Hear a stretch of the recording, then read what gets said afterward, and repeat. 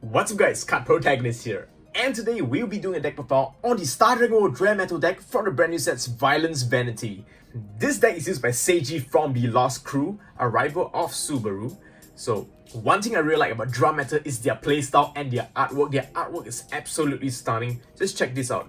Who doesn't want to buddy an awesome dark looking monster like this? These artwork on these cards are sick and definitely one of my favorites. Even though I don't really main the Narrow Lens, a huge thanks to Paddy for lending me this deck to do a review on, because I personally do not own one of this deck. And yeah, and with the new cards, this deck has actually gotten really good.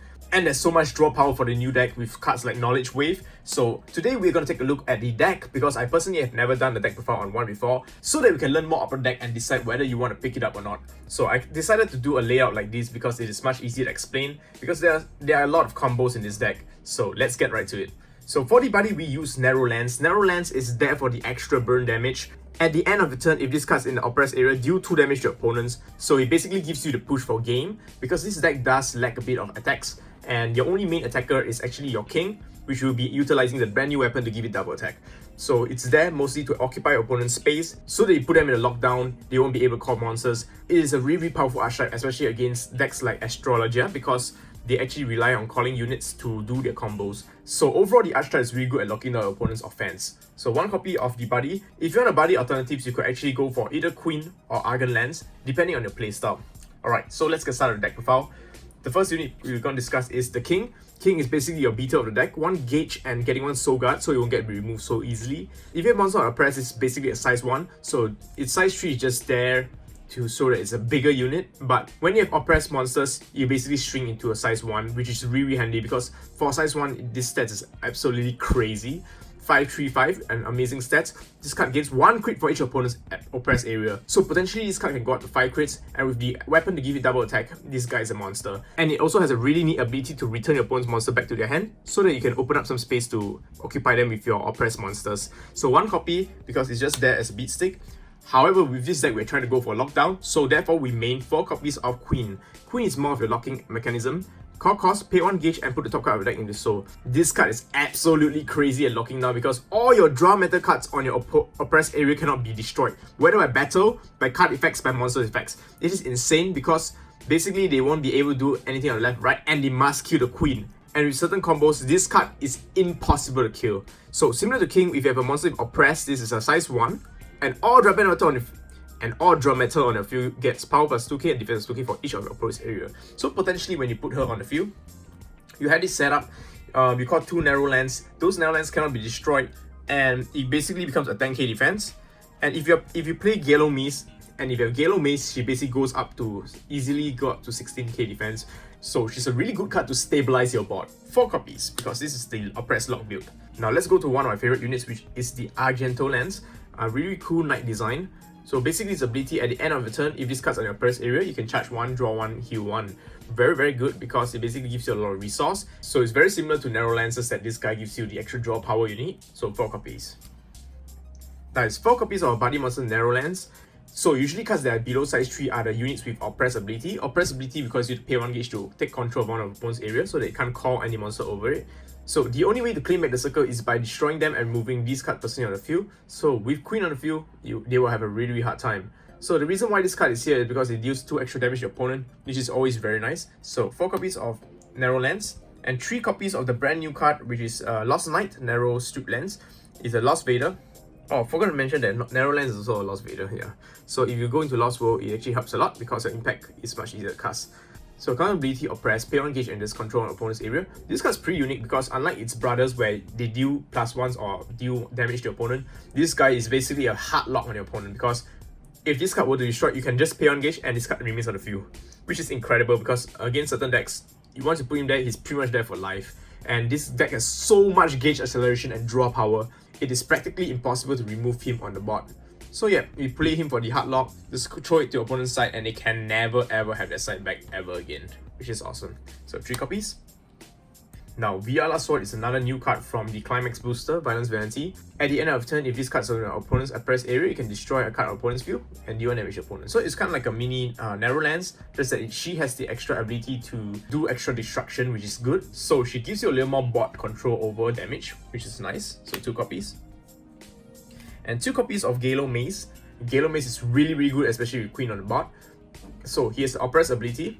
You have an Oppress area, all monsters on your field gains 3k attack, 3k defense, which means if you have 2 Galo Maces on the field, Queen will become 16k defense and all cards can be destroyed, so it's pretty much a lock. So 2 copies of Galo Mace is a great tech with Queen.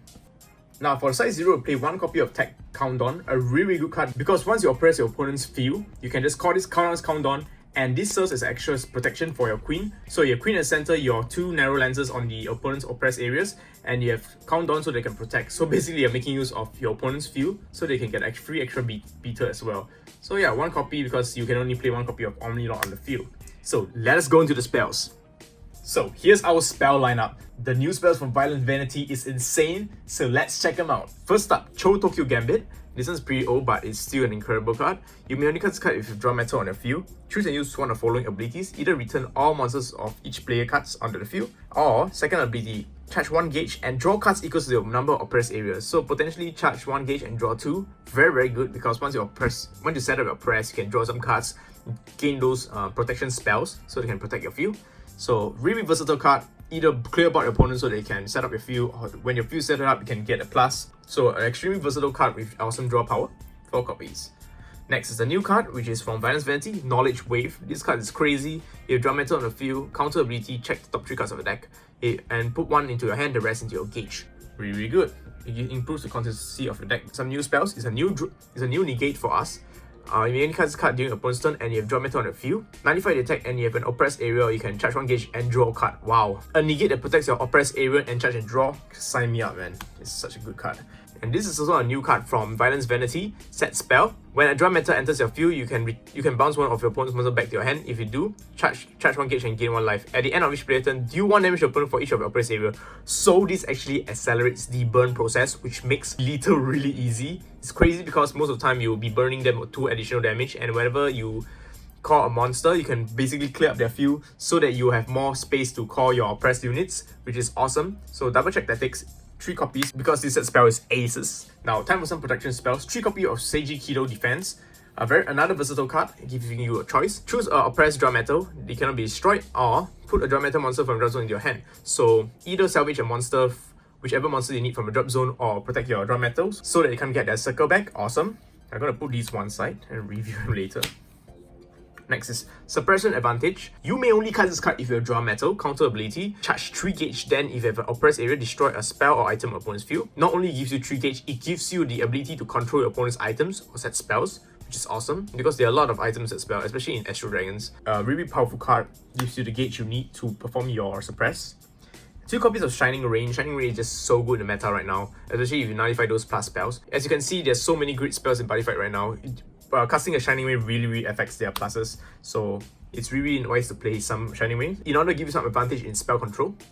2 copies of Queenside Castling. You may only cast this card during attack and you have a Drametal on the field, counter 95 attack and gain 2 life for each of your oppressed area. So potentially you can gain 4 life just from this simple card, so 2 copies. And finally, let's go on to the items. We play 2 copies of Grandmaster Crown. So equip cost 1 life, 1 gauge. This card can be destroyed, neat.